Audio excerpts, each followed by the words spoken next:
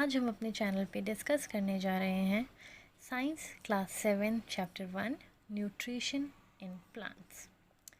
सो बच्चों, आपने क्लास 6 में ये पढ़ा है that food is essential for all living organisms. जितने भी लिविंग ऑर्गेनिजम्स हैं, फूड सबके लिए ज़रूरी होता है। इसके साथ ही हमने 6 क्लास में ये भी पढ़ा है कि कुछ कंपोनेंट्स होते हैं जो फूड में पाए जाते हैं, जैसे कि carbohydrates, proteins, fats, vitamins and minerals. ये जो कंपोनेंट्स हैं ये हमारी बॉडी के लिए बहुत ज़रूरी होते हैं और इन्हें न्यूट्रिएंट्स कहा जाता है। जितने भी बच्चों लिविंग ऑर्गेनिजम्स हैं, फूड सबकी ज़रूरत होता है। फूड की रिक्वायरमेंट सबको होती है। प्लांट्स जो होते हैं वो तो अपना फूड खुद बना लेते हैं, बट एनिमल्स एंड ह्यूमंस अपना फूड खुद नहीं बना पाते हैं। और जो ह्यूमंस होते हैं वो या तो प्लांट्स पे डिपेंडेंट होते हैं फूड के लिए या फिर एनिमल्स पे। ऐसे ही एनिमल्स भी अपने फूड के लिए या तो प्लांट्स पे डिपेंडेंट होते हैं या दूसरे एनिमल्स पे। Thus humans and animals are directly और इनडायरेक्टली डिपेंडेंट ऑन प्लांट्स। ठीक है। नाउ अब हम बात करेंगे mode of nutrition in plants. Plants are the only organisms that can prepare food for themselves by using water, carbon dioxide and minerals. The raw materials are present in their surroundings. अब plants एकलौते ऐसे organisms हैं जो अपना food खुद prepare करते हैं ऐसे raw materials को लेके जो उनकी सराउंडिंग्स में ही प्रेजेंट होते हैं, जैसे कि वाटर, कार्बन डाइऑक्साइड और minerals. The nutrients enable living organisms to build their bodies, to grow, to repair damaged parts of their bodies, and provide the energy to carry out life processes.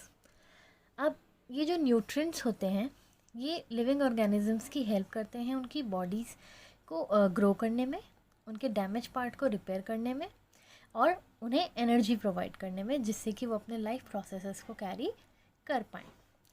Nutrition is the mode of taking food by an organism and utilization by the body. Nutrition जो है वो mode है उस food को organism के through लेने का and उसका यूटिलाइजेशन करने का बॉडी में। ठीक है। Now there are two modes of nutrition. ठीक है। पहला है ऑटोट्रॉफिक। ऑटोट्रॉफिक क्या होता है? The mode of nutrition in which organisms make food themselves from simple substances is called autotrophic. Autotrophic means, auto means self, trophos means nourishment, मतलब self nutrition.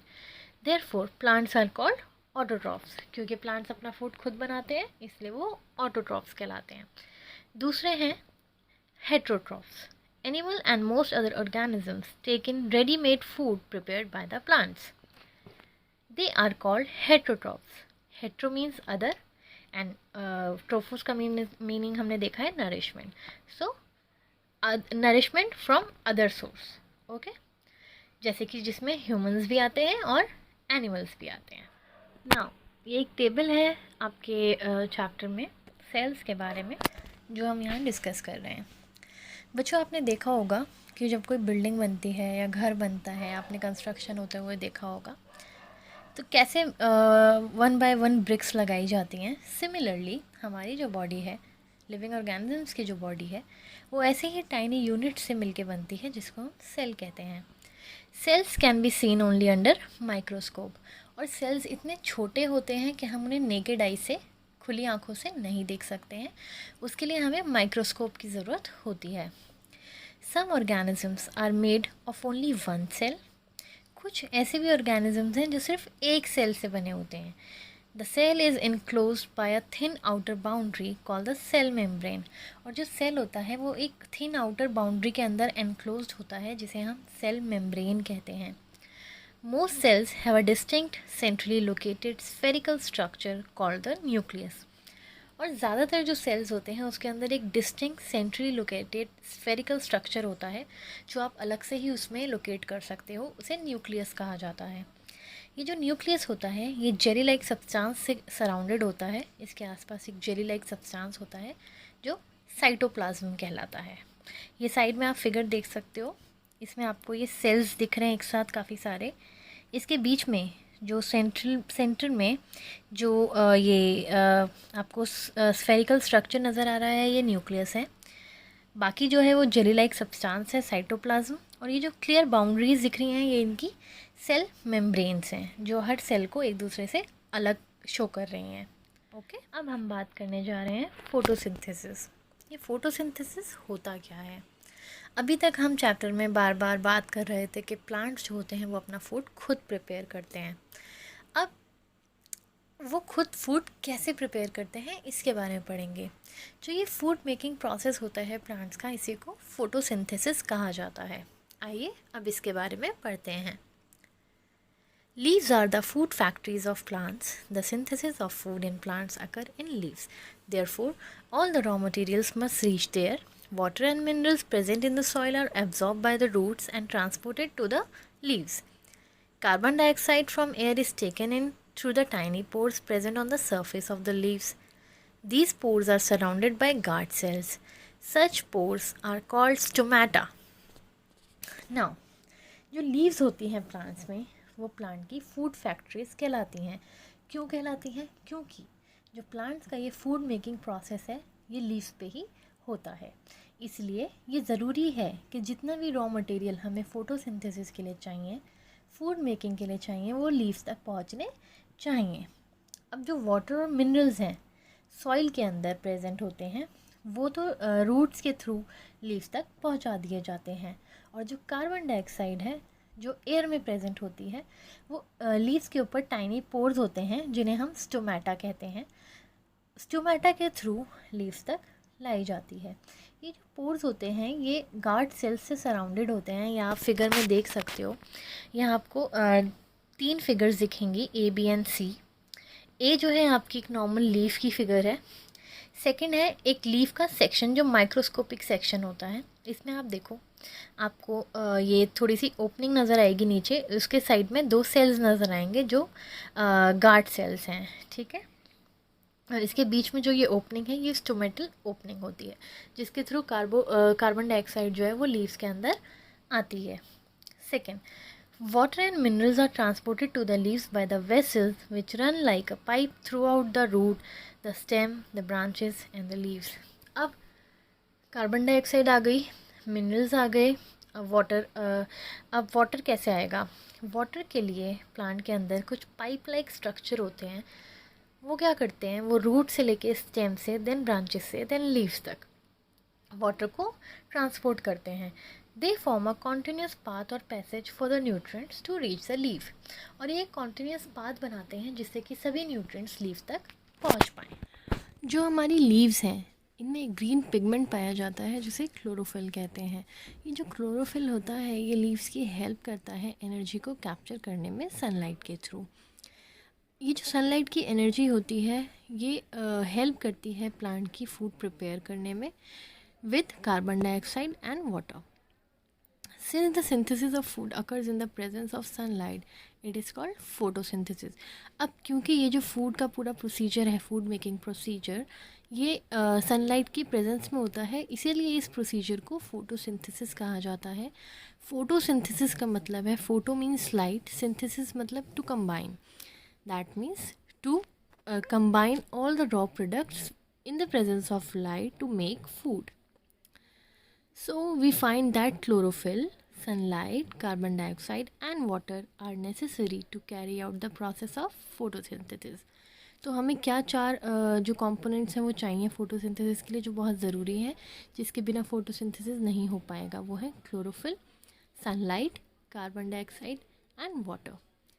It is a unique process on earth. The solar energy is captured by the leaves and stored in the plant in the form of food. ये एक बहुत ही unique process है। इसमें क्या होता है कि लीव सोलर एनर्जी, मतलब कि जो सूरज से आ रही है एनर्जी, उसको कैप्चर करती हैं, प्लांट के अंदर स्टोर करती हैं in the form of food. Thus, sun is the ultimate source of energy for all the ultimate source of energy for all living organisms. इसीलिए सन जो है वो एक अल्टीमेट सोर्स है एनर्जी का, जितने भी लिविंग ऑर्गेनिजम्स हैं उन सब के लिए. In the absence of photosynthesis, there would not be any plants. The survival of almost all living organisms directly or indirectly depends upon the food made by the plants. अब अगर photosynthesis ही नहीं होगा तो क्या कोई प्लांट्स रह पाएंगे? नहीं रह पाएंगे। इसीलिए जितने भी लिविंग ऑर्गेनिजम्स हैं अर्थ पे, सबका सर्वाइवल मतलब कि वो जो लिव कर रहे हैं, जो लिविंग उनकी जो वो जी रहे हैं, वो डायरेक्टली और इनडायरेक्टली डिपेंड करता है प्लांट्स पे। अब कुछ बच्चों के मन में ये डाउट आ सकता है कि ऐसा कैसे है, कुछ एनिमल्स तो ऐसे हैं जो प्लांट्स खाते ही नहीं हैं, कुछ ऐसे ह्यूमंस हैं जो नॉन वेजिटेरियंस होते हैं, तो सिर्फ प्लांट पे ही कैसे डिपेंडेंट है सब। तो बच्चों आप ये सोचो कि जो एनिमल्स हैं, जो प्लांट ईटर्स नहीं हैं, जो दूसरे एनिमल्स को खाते हैं, वो जिन एनिमल्स को खा रहे हैं वो तो प्लांट ईटर्स होते हैं। अगर उन्हें खाना नहीं मिलेगा तो वो मर जाएंगे। तो फिर जो उन एनिमल्स को ईट कर रहे हैं वो उन्हें कैसे ईट कर पाएंगे? ऐसे ही ह्यूमंस भी जब एनिमल्स पे डिपेंडेंट होते हैं, वो उन एनिमल्स पे डिपेंडेंट हैं जो ऑलरेडी प्लांट ईटर्स हैं। तो इसलिए डायरेक्टली और इनडायरेक्टली हम सब ह्यूमंस और एनिमल्स प्लांट्स पर डिपेंडेंट होते हैं अपने फूड के लिए। Besides, oxygen, which is essential for the survival of all living organism, is produced during photosynthesis. अब हमारे लिए ये photosynthesis का जो प्रोसेस है ये क्यों इम्पोर्टेंट है? क्योंकि हमें जो ऑक्सीजन चाहिए सर्वाइवल के लिए, रेस्पिरेशन के लिए, सांस लेने के लिए, वो हमें प्लांट से मिलती है। और वो प्लांट्स कैसे प्रोड्यूस करते हैं? जब ये फोटोसिंथेसिस का प्रोसेस प्लांट्स में होता है तब ऑक्सीजन प्रोड्यूस होती है। In the absence of photosynthesis it would be impossible on earth. So अगर फोटोसिंथेसिस ही नहीं होगा तो अर्थ पे सर्वाइवल बहुत मुश्किल हो जाएगा। अब जो ये फोटोसिंथेसिस का प्रोसेस है इसे हम एक रिएक्शन के थ्रू रिप्रेजेंट करते हैं। During photosynthesis, chlorophyll containing cells of leaves in the presence of sunlight use carbon dioxide and water to synthesize carbohydrates. The process can be represented as an equation. अब आप ये लोग equation देखो सब।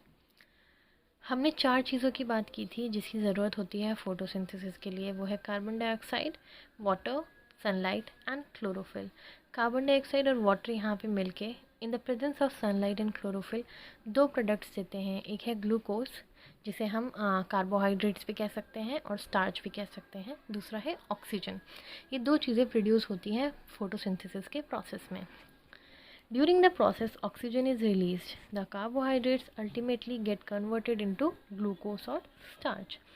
The presence of glucose starch in leaves indicates the occurrence of photosynthesis. The glucose is also a carbohydrate. Okay?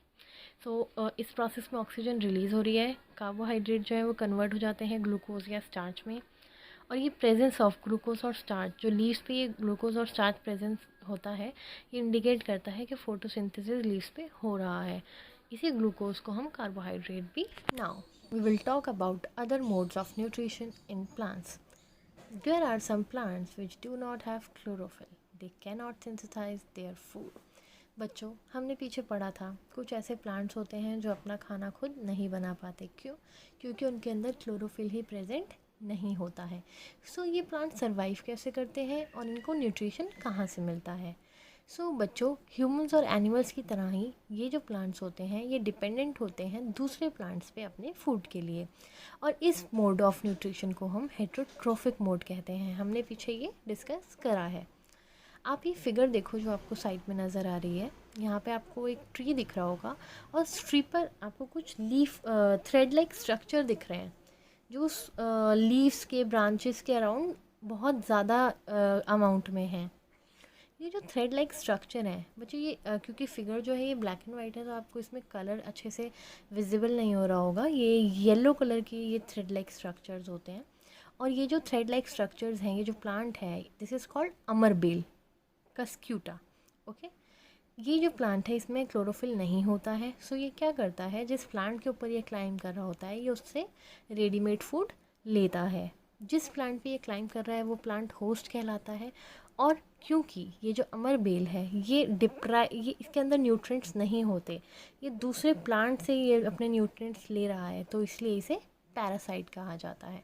Parasite का meaning होता है ऐसा ऑर्गेनिज्म जो अपने फूड के लिए, अपने न्यूट्रिशन के लिए और अपने सर्वाइवल के लिए किसी और पे डिपेंडेंट है। Now will talk about insectivorous plants. बच्चों, क्या आपने कभी किसी ऐसे प्लांट के बारे में सुना है जो एनिमल्स को ईट करता है? There are a few plants which can trap insects and digest them. Is it not amazing? Such plants may be green or some other color. Look at this figure. ये जो आपको फिगर में एक plant दिख रहा है, this is called pitcher plant. इसका आप देखो, एक स्ट्रक्चर है, पिचर लाइक स्ट्रक्चर, ठीक है। ये मॉडिफाइड पार्ट होता है इसकी लीफ का। The apex of the leaf forms a lid. ये एक लिड बनाता है जो ओपन होती है और क्लोज कर लेती है अपना माउथ। इस पिक्चर के अंदर, इस लिड के अंदर हेयर लाइक स्ट्रक्चर्स होते हैं। जब इंसेक्ट इसके अंदर आता है पिक्चर के अंदर, तो लिड जो है वो अपने आप को क्लोज कर लेती है और इंसेक्ट को अंदर ही ट्रैप कर लेती है। और जो इंसेक्ट है वो जो हेयर लाइक स्ट्रक्चर्स हैं इसके अंदर, उसमें इंटेंगल्ड हो जाता है। The insect is digested by the digestive juices secreted in the picture. अब क्या होता है, जब वो इंसेक्ट इसमें ट्रैप हो गया है तो इसमें से जो डाइजेस्टिव जूसेस होते हैं वो सिक्रीट होने शुरू हो जाते हैं और वो उस इंसेक्ट को डाइजेस्ट कर देते हैं। Such insect eating plants are called insectivorous plants. Now we will talk about saprotrophs. बच्चों, अभी तक हमने बात की है ऑटोट्रॉफ्स और हेटेरोट्रॉफ्स की। अब हम बात करेंगे सेप्रोट्रॉफ्स। ये सेप्रोट्रॉफ्स होता क्या है? You might have seen packets of mushrooms sold in the vegetable market. You may have also seen fluffy umbrella-like patches growing on rotting wood during the rainy season. Let us find out what type of nutrients they need to survive and from where they get them. बच्चों, आपने जब आप super market जाते हो या vegetable ख़रीदने जाते हो तो आपने मशरूम्स देखे होंगे, राइट? या फिर आपने देखा होगा कि अगर कभी जो वुड है, अगर लकड़ी का कोई सामान है, या तो वो बहुत पानी वाले एरिया में अगर रखा है या फिर भीग रहा है बारिश में, तो उस पर कुछ जो पैचेस आ जाते हैं, अम्ब्रेला लाइक पैचेस आ जाते हैं, जिससे कि हमें पता चल जाता है कि वुड यहाँ से ख़राब हो रहा है। Sometimes you have observe blue, green, brown thread like structures on bread. और साथ ही साथ आपने ब्रेड भी देखा होगा, जब ब्रेड बहुत दिन पुरानी हो जाती है तो उस पर कुछ ब्लूइश ग्रीनिश स्ट्रक्चर्स आने लगते हैं thread like. They have a different mode of nutrition. These organisms are called fungi. ये जो ऑर्गेनिज्म हैं जो आपको देखने को मिलते हैं, ये फंजाई कहलाते हैं, जो ये ब्रेड पर आते हैं। और इनका जो मोड ऑफ न्यूट्रिशन है वो डिफरेंट होता है। They secrete digestive juices on the dead and decaying matter and convert it into a solution. ये क्या करते हैं, ये डाइजेस्टिव जूसेस सिक्रीट करते हैं डेड और डिकेइंग मैटर पे और उसको सॉल्यूशन में बदल देते हैं। Then they absorb the nutrients from it, और उसके बाद वो उसमें से न्यूट्रिएंट्स एब्जॉर्ब कर लेते हैं। This mode of nutrition in which organisms take in nutrients in solution form from dead and decaying matter is called saprotrophic nutrition. ये जो मोड है न्यूट्रिशन का, जहाँ पे जो ऑर्गेनिज्म है वो अपना न्यूट्रिशन कहाँ से ले रहा है? डेड और डिकेइंग, ख़राब होता हुआ जो मैटर है उसको सॉल्यूबल फॉर्म में चेंज करके उसमें से न्यूट्रिएंट लेते हैं। इस मोड ऑफ न्यूट्रिशन को सेप्रोट्रोफिक मोड ऑफ न्यूट्रिशन कहते हैं। Saprotrophic nutrition plants which use saprotrophic mode of nutrition are called saprotrophs. और ये जितने भी प्लांट्स हैं जो सेप्रोट्रोफिक न्यूट्रिशन मोड से अपना न्यूट्रिशन लेते हैं, ये सेप्रोट्रॉफ्स कहलाते हैं। Saprotrophs fungi also grow on pickle, leather, clothes and other articles that are left in hot and humid weather for long time. अब ये जो सेप्रोट्रोफिक फंजाई है, ये पिकल्स, जो अचार होता है, आपने देखा होगा अचार बहुत टाइम रखा रहता है तो ख़राब हो जाता है। ऐसे ही लेदर, कपड़े, जो ज़्यादातर हॉट और ह्यूमिड एनवायरनमेंट में बहुत दिन से अगर रखे हैं, ज़्यादा लंबे टाइम से रखे हैं, तो उस पर ये ग्रो करने लगता है। Now we will talk about symbiotic relationship. अब ये सिम्बायोटिक रिलेशनशिप होता क्या है? The fungal spores are generally present in air When they land on wet and warm things, they germinate and grow. अब ये जो हमने अभी फंजाई की बात की, इसके जो ये स्पोर्स होते हैं, फंगल स्पोर्स, ये हमेशा एयर में प्रेजेंट रहते हैं, और जहाँ इन्हें जब ये एक वेट एंड वार्म मतलब एक गर्म जगह में जहाँ पे पानी है, मॉइस्चर है, जब ये वहाँ पे लैंड करते हैं तो ये जर्मिनेट हो जाते हैं और ग्रो करते हैं. Some organisms live together and share shelter and nutrients. This is called symbiotic relationship. अब क्या होता है जब दो ऑर्गेनिज्म एक दूसरे पे डिपेंडेंट हैं, एक न्यूट्रिएंट्स के लिए और दूसरा शेल्टर के लिए, तो वो एक साथ रहते हैं, एक साथ लिव करते हैं, जिससे कि क्या होता है वो एक दूसरे की हेल्प भी करते हैं. इस रिलेशनशिप को सिम्बायोटिक रिलेशनशिप कहते हैं. इसका एक एग्जांपल डिस्कस करते हैं. क्या होता है, कुछ फंजाई ऐसी होती हैं जो ट्री की रूट्स में रहती हैं. उससे क्या होता है कि ट्री जो है उस फंगस को न्यूट्रिएंट्स प्रोवाइड करता है, और उसके बदले में इन रिटर्न जो ये फंगस है ये ट्री को हेल्प करती है कि वो सॉइल से मिनरल्स और वाटर ले सके. ये एसोसिएशन ट्रीज़ के लिए बहुत इंपॉर्टेंट होती है. अब आप ये फिगर देखो, यहाँ एक आपको इमेज दिख रही है, ये एक ट्री का जो तना होता है, एक बाग जो होता है वो है. इसमें ये वाइट जो स्ट्रक्चर आपको दिख रहा है, दीज आर कॉल्ड लिचन्स. लिचन एक ऐसा ऑर्गेनिज्म है जो क्लोरोफिल कंटेनिंग होता है, इसके अंदर क्लोरोफिल होता है. तो अब कुछ ऐसे लिचन्स होते हैं जो लिचन्स एक्चुअली एन एल्गा, ठीक है. तो ये एल्गा फंगस के साथ रहते हैं. इससे क्या होता है, फंगस जो है इन्हें शेल्टर प्रोवाइड करती है, वाटर प्रोवाइड करती है और मिनरल्स प्रोवाइड करती है. एंड इन रिटर्न एल्गा उसे फूड प्रिपेयर करता है, which is prepare by photosynthesis. Alga में फोटोसिंथेसिस कैसे हो पाता है, क्योंकि इसमें क्लोरोफिल प्रेजेंट होता है. This is the last topic of this chapter. How nutrients are replenished in the soil. Have you seen farmers spreading manure or fertilizers in the field, or gardeners using them in lawn or in pots? Do you know why they are added to the soil? You learn that the plant absorb mineral nutrients from the soil, so their amount is in soil keep on declining. Fertilizers and manures contain plant nutrients such as nitrogen, potassium, and phosphorus. These nutrients need to be added from time to time to enrich the soil. We can grow plants and keep them healthy if we can find out the nutrient requirements of plants. अब बच्चों, आपने देखा होगा जो farmers होते हैं वो manure मतलब खाद और फर्टिलाइज़र्स अपनी फील्ड्स में यूज़ करते हैं. आपने जो माली आते हैं उनको भी देखा होगा, वो पॉट्स में हमारे प्लांट्स होते हैं या गार्डन्स में ये मैन्योर और फर्टिलाइज़र्स यूज़ करते हैं. आपको पता है ये सॉइल में क्यों मिलाए जाते हैं? बच्चों, हमने इस चैप्टर में पढ़ा है कि जो प्लांट्स होते हैं वो सॉइल से मिनरल्स और न्यूट्रिएंट्स लेते रहते हैं. तो उसकी वजह से क्या होता है, इन न्यूट्रिएंट्स और मिनरल्स का जो अमाउंट होता है सॉइल में वो कम होता रहता है. तो सॉइल को एनरिच करने के लिए इन न्यूट्रिएंट्स और मिनरल्स से हमें उसमें मैन्योर्स मिलाने पड़ते हैं. ये जो मैन्योर्स होते हैं और जो फर्टिलाइज़र्स होते हैं ये सारे न्यूट्रिएंट्स और सॉइल को देते हैं. और अगर हम चाहते हैं कि हमारे जो प्लांट्स हैं वो हेल्दी रहें और ग्रो करें, तो उन्हें ये न्यूट्रिएंट टाइम पे मिलते रहने चाहिए. Usually, crops require a lot of nitrogen to make proteins. After the harvest, the soil becomes deficient in nitrogen. Though nitrogen gas is available in plenty in the air, plant cannot use it in the manner they can use carbon dioxide. They need nitrogen in a soluble form.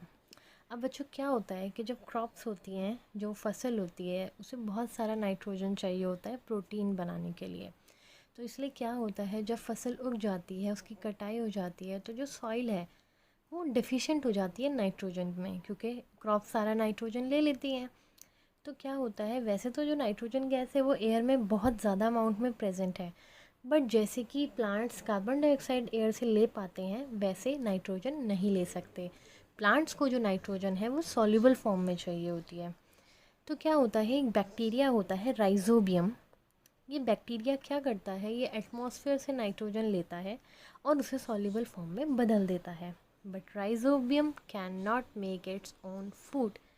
ये जो rhizobium है ये अपना food खुद नहीं बना सकता, तो इसको किसी और प्लांट पे डिपेंडेंट होना पड़ता है. So it lives in the roots of gram, peas, moong beans and other legumes and provides them with nitrogen.